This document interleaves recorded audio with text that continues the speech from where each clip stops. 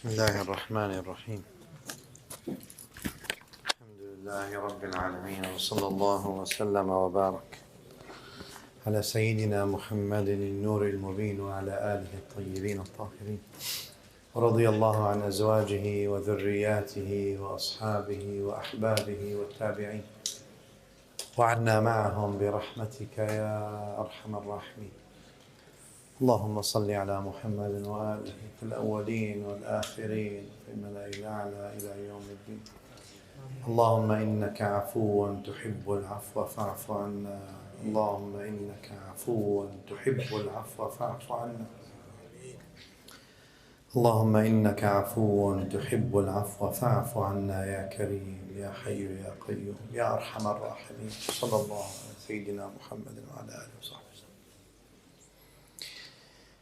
La ilaha illallah. In a night like this, or coming up Fajr like this, about 1407 years ago, the fourth and last righteous Khalifa was killed in the masjid, Ali ibn Abi Talib. We had four Khulafa that are righteous. We call them Al-Khulafa al-Rashidun. Abu Bakr, wa Umar, wa Uthman, wa Ali. Out of the four, ruled about 30 years total. Abu Bakr 2.5, Umar 10, Uthman 12, Ali 5.5. Radiyallahu anhum ajma'in. Out of the four, three were killed in the masjid or next to it, and mostly by Muslims. So cool. By killing Sayyidina Ali at a night like this, we have not seen Al-Khilafah al-Rashida since, which means Khilafah al-Rashida, just so very basic, simple definition, transparent governance system. Transparent governance system where you have rights and you have dignity. You can argue with the rulers. You can, transparency.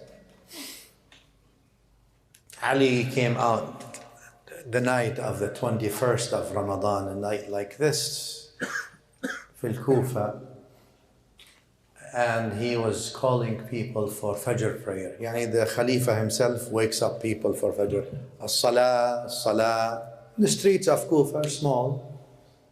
He had moved from Madina to Al-Kufa for his military expedition with the people of Sham.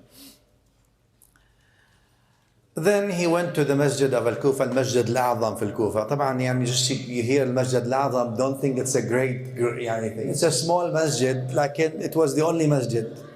So al-Masjid al-A'zam, simple. هو the azama or greatness is in simplicity. That's what greatness is. Anyway, he took 2 rak'ah before Fajr until people come, and comes from behind him Abdul Rahman bin Muljam al-Muradi, one of the Khawarij who were Muslims. And he had a poison dagger, and he hit him in the head with a dagger. That was 17th Ramadan, the day of Badr, a few days ago. And Sayyidina Ali remained about 3 days in his home before he passed on. طبعا, the talk about Ali is long, and the talk about Ali was always sensitive, because Ali had attracted, the personality of Ali was unique, let me put it this way, to the point that the Prophet ﷺ said in Sahih Muslim, لا يحبك إلا مؤمن ولا يبغضك إلا منافق. Only a mu'min loves you, and only a munafiq dislikes you. So therefore he was sort of a pole for those who love him, and a pole that those who did not like him also gathered against. I don't think any personality was subject to this kind of scrutiny and sensitivity like Ali from then on now. To the point that some sects went extreme, yani ghulu in him, radiyallahu anhu arda, that they called him God. Wal'iyadu billah. You go crazy. And some people, on the other hand, went also extreme to curse him on the minbar in the prophetic masjid, like the hadith of Sahl bin Sa'd al-Sa'idi fi Sahih al-Bukhari. Or their rulers used to order people to curse him, like the hadith of Sa'd bin Abi Waqqas fi Sahih Muslim. So, people call you God, people, wal'iyadu billah, send their la'na on you in the very prophetic masjid. Ajib al-dunya, this is unbelievable, this dunya. Oh, since then, since the martyrdom of Sayyidina Ali, the Ummah has been living under autocratic dynasties. Yani nizam mustabidda. We love everybody, and we Ahl Sunnah, we follow anyone who is mutaghallib. Yani. We don't believe in armed rebellion. Lakin in general, autocratic dynasties that ruled in the name of Islam up until recently. And there was lots of good in them as well. And there was other things. It's a dynasty. And it's autocratic as well. And Muslims still yearn for transparent governance. Many of the American Muslim immigrants who came to this country, one of the appeals, obviously many, but one of the appeals was relative justice and transparent governance. That's a fact, for me, for sure. I'm sure for many of you. There's much more relative justice than in many other places. There is transparent system. Nothing is perfect, but to a certain extent. Anyway, it used to be, at least when I came 40 years ago. Things are not, inshallah, we always pray for the best for our country and for every other country. And may Allah bring peace to every home and every heart and every nation and every community. And may Allah Azza wa Jal guide all the lunatics and all the people who view that violence is the only answer. And may Allah Ta'ala grant peace to everybody. Anyway. Three hadith I'll mention because I think those are the only authentic hadith. Though Ahmad bin Hanbal says none of the Sahaba had fada'il narrated like Ali. Like many of the fada'il, maybe not. There's three of them. One, Man kuntu mawla fa'aliyun mawla. Whom I'm his mawla, Ali is his mawla. Hadith obviously sahih, beyond sahih. The other hadith Khaybar, hadith Sahl, where the Prophet ﷺ says, La u'tiyanna, hadith al-Bukhari, Muslim both, La u'tiyanna rayata gadan li rajulin yuhibbuhu Allahu wa rasuluh, wa yuhibbu Allah wa rasulah. Because the Muslims in Khaybar was tough. High, hisn, yani it's a castle. Well, in the old days, you didn't have anything, you had swords. And those people had conspired to do lots of things against the Muslims. So the Muslims figured out, all right, it's time we settled this. So the Muslims put Khaybar under siege, but nobody was able to conquer it. The Prophet ﷺ announced, as in Sahih Muslim, Bukhari both, I always say Muslim first. No, la talib al-ilm Muslim has a more fuller of a text. Al-Bukhari, rahimahullah, fragments the text ala adatih. So in order for you to get the full hadith, you have to look in 20 different places in his Sahih. A Muslim has a habit of just putting the whole hadith right there in front of you fully. So that not because I think Muslim is more scrutinized than Al-Bukhari. I think Al-Bukhari is more industrious than Muslim. May Allah be pleased with both. Anyway. فالحديث البخاري Muslim where Nabi sallallahu alaihi wasallam says لا أعطين الراية غدا, we haven't been able to conquer Khaybar. Tomorrow I shall give the flag of leadership to a man. He would not name him sallallahu alaihi wasallam. To a man. Who is this man? Sayyidina Umar in one of the narrations says everybody wanted to be that man. Just because the Prophet ﷺ says, I'm going to give it to a man, that means something special. Like in the description that comes after is the special one.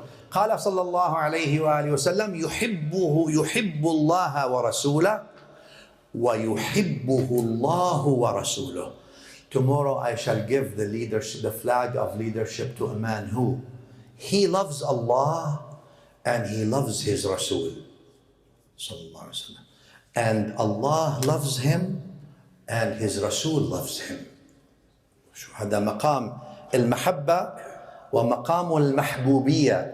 يعني what does that mean? It's one thing to say I love. It's another that you get confirmation that you're loved. I love, everybody says, like the Ghazali poet says, وَكُلٌّ يَدَّعِي وَصْلًا بِلَيْلَى. Everybody says Layla loves me. وَلَيْلَى لَا تُقِرُ لَهُمْ بِذَاكَ. But Layla doesn't know any of them. But everybody says, oh, I mean, me and Layla are the same, we're close. Oh, Layla. It's just one-way claim, Habibi. Then Layla doesn't even know who you are. She doesn't even know you exist. وَكُلٌّ يَدَّعِي وَصْلًا بِلَيْلَى وَلَيْلَى لَا تُقِرُ لَهُمْ بِذَاكَ. So here when you say, I love Allah Azza wa Jalla and I love Rasulullah Sallallahu Alaihi Wasallam, and then you have a confirmation that Allah loves you and Rasulullah loves you, this is maqam al-mahabba and the maqam of mahbubiyya, being beloved to Allah Azza wa Jalla. Whoa. Or beloved by Allah Azza wa Jalla. طيب. He says, فَدَفَعْهَا إِلَى عَلِي. He gave it to Ali and he told him to go. That's the second hadith. The third hadith is a hadith where I have a whole book on. I called the book Maqamat Harun, because the Prophet ﷺ in the battle of Tabuk, a year before his departure ﷺ, the Romans and others were gathering army in Sham. Sham, today, in the old days, sorry, not today. Sham in the old days is what today is Syria, Jordan, Lebanon, Palestine. That whole area was called Sham. For the Romans, it was by the Romans were living there as well. So the Romans were gathering an army. The Prophet ﷺ left, took an army with him and went. He did not want the fight to be in Madina, so Madina is not destroyed. So he took the Sahaba and went out all the way to Sham, almost a month on the camels and mules, to meet the Romans in Sham so they don't come to Medina and destroy it in the battle. Ali never left the side of the Prophet ﷺ in any battle. Oh, Sayyiduna Ali, لَطَالَمَا كَشَفَ الْكَرْبَ عَنْ وَجْهِ رَسُولِ اللَّهِ صلى الله عليه وسلم. Oftentimes when the Prophet ﷺ sees him in the battle, he brings a smile and alleviates the difficulty and the distress from the face of Rasulullah sallallahu alaihi wasallam. Anyway, he left when the Prophet ﷺ was taking the Sahaba to Tabuk. Tabuk is today Jordan, Sham in the old days. He puts Ali as the governor of Madina. Which means what? He's not taking him with him. والحديث في صحيح البخاري مسلم وسيدنا Ali came weeping in some narrations, crying. قال يا رسول الله, يا رسول الله, you're leaving and you leave me behind in Medina. قال يا علي أو ما ترضى أن تكون مني بمنزلة هارون من موسى. Aren't you pleased that to me you are like Harun was to Musa? إلا أنه لا نبي بعدي, except that there's no prophet after me. So now in this hadith, I took from this hadith that the Prophet ﷺ confirmed all the maqamat of Harun onto Ali, except the prophecy على نبينا وعليه أفضل الصلاة وأزكى السلام. طبعا those are some of the things about Sayyidina Amir al-Mu'mineen. لكن strange thing about Ali, one more thing before we finish. I cannot help it when I read the ayah, إِنَّمَا يَعْمُرُ مَسَاجِدَ اللَّهِ مَنْ آمَنَ بِاللَّهِ وَالْيَوْمِ الْآخِرِ. Those who attend the masajid of Allah, the meaning of the verse, are those who believe in Allah. Allah is telling us.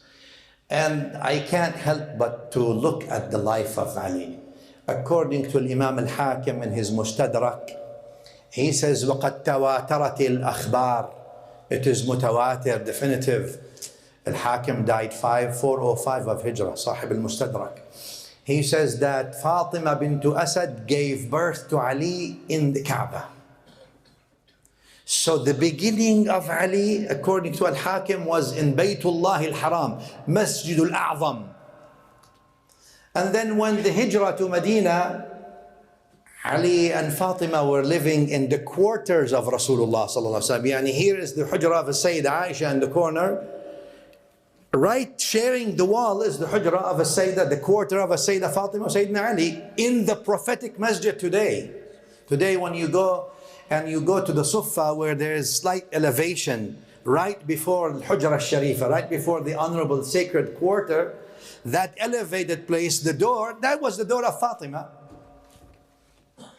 So it's in the masjid. So he moves from al-Masjid al-Haram to live his whole life in Medina, in al-Masjid Nabawi, living, not just being, attending.